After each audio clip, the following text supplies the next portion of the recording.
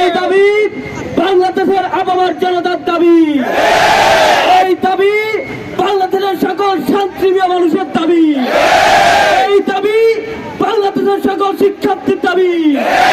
আপনারা দেখেছেন কি চিহ্নিত ভাবে ইস্কনের দালালরা এবং ইস্কনের সন্ত্রাসী জঙ্গিরা আমার ভাই সাইফুল ইসলাম আলিফকে কালকে প্রকাশ্যে জবাই করে দিয়েছে। প্রকাশ্যে জবাই করার নীতি শুধুমাত্র জঙ্গিদের কার্যক্রম হতে পারে। সত্তর বাংলাদেশ থেকে বিলুপ্ত ঘোষণা করতে হবে। ইস্কনকে যেভাবে 24-এর আন্দোলনে এই ইস্কনকে সেইভাবে বিলুপ্ত ঘোষণা করতে হবে। বিলুপ্ত করা না হয় বাংলাদেশের জনতা এই ইস্কনের চামড়া তুলে দিবে।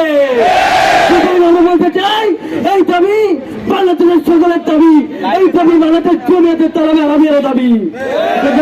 আপনাদেরকে বলি, আপনার যতক্ষণ পর্যন্ত ইসলামকে নিযুক্ত করা না হবে আপনারা আপনাদের আওয়াজকে শক্ত করে ধরে রাখবেন। আসসালামু আলাইকুম রহমতুল্লাহ।